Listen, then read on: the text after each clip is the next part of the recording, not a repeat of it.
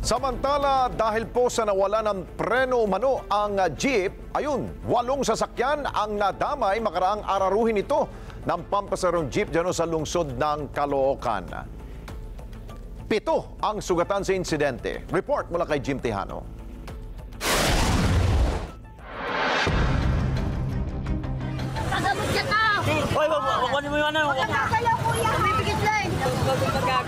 Pito ang sugatan habang 8 sasakyan naman ang nadamay sa aksidente makaraang araruhin ng isang pampasaherong jeep sa bahagi ng Samson Road, Barangay 73, Caloocan City, pasado alas 9 kagabi.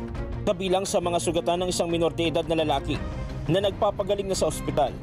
Ingat lang po namin doon na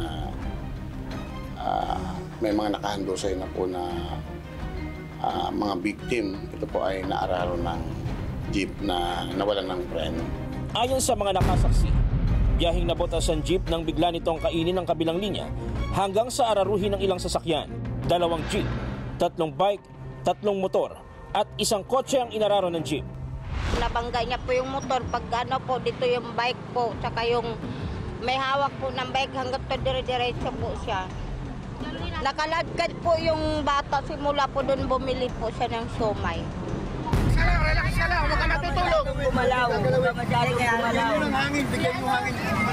Ang siomay vendor na si Fernando Andales nagtamo ng sugat sa paa at galo sa braso, habang ang pedicab na nagsisilbing tindahan ng siomay nasira ang gulong.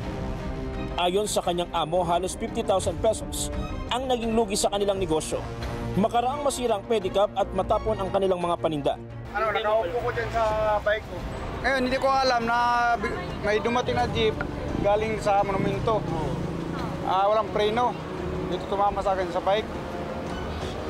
Hindi ko akalain na kabutin yung bike ko. Si Kuya Reynante, jeepney driver, isa sa sinalpok ng jeep na sinasabing nawalan ng preno.